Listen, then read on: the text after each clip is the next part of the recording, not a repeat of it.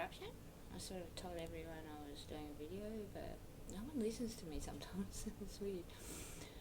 And then they blame me when it all goes there, because they didn't listen to something really simple to begin with. But that's me and motherhood. I guess we all go through that, eh? Okay. Oh my gosh. What was I getting at? That's right. And my blanket got stolen because he was cold.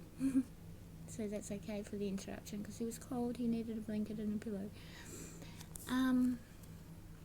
Okay, where was I? Oneness. That's right. And this video, and me assuming and fear and all that other stuff that goes with life, and what it is to live, and chain reactions. Okay, getting back to it. So while I was fearing my son entering the life of meditation, because positive and negative energy, and fear is energy, and love and fear do balance. We need to balance that together, because I think that's been a major problem. I think we can see that, and we're entering these grounds at the moment. We tend to, in fear, like to blame another instead of facing our own responsibilities. And when you go into the land of meditation, it's why I liked music a lot before I became a guest speaker, before I entered the world of sharing suffering and then creating joy from it. Because that's simply what my role as a vendor and guest speaker is, in a way. Strangely, I've been thinking about that over the last couple of weeks.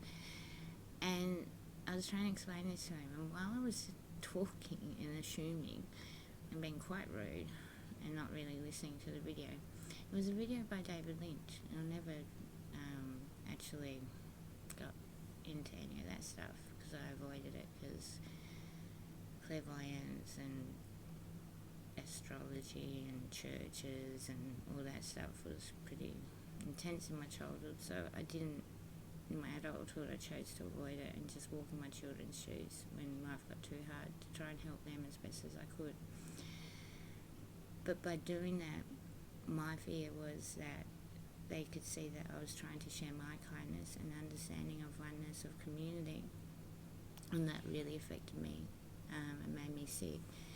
And in that circle, I sort of went, oh my gosh, I just destroyed poor little ones in raising them up in that concept. But while I was listening to this video, by them being raised openly into a community and understanding that people do live in fear and run from it and hide from it, and that is a major problem, and we need to share and care our faults and our flaws and everything. And that's life.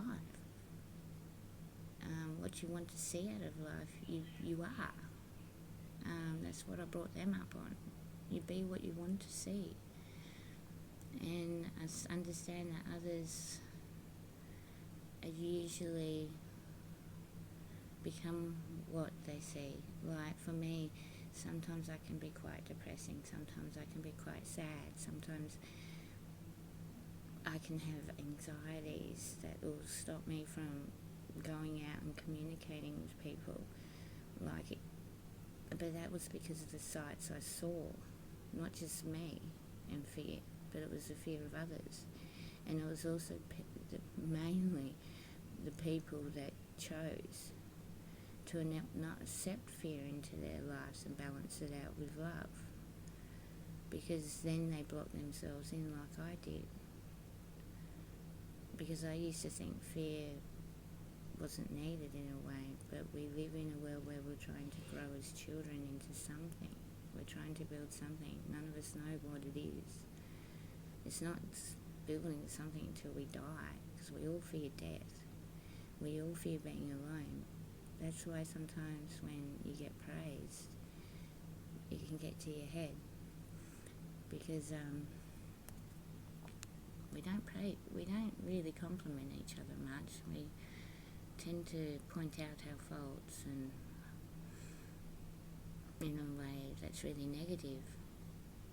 So while I was talking, I said to him, oh, just listen to this video, because this guy's pretty much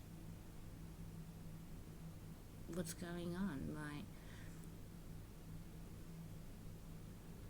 we are little atoms, little molecules of water buzzing around this earth, and until we understand the concept of the balancing of our uniqueness with one plus one, not one divide one, not one's own one share one, equals 3, and then you become one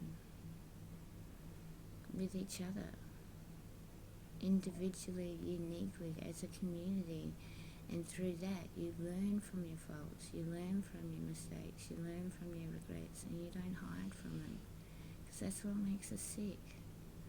So, I think the concept of oneness can be simply translated to suit each other, but it can also be simply translated to suit the community.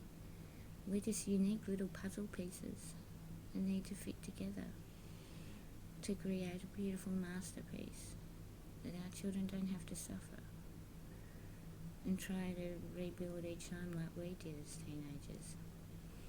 So, I guess that's oneness, simply summed up.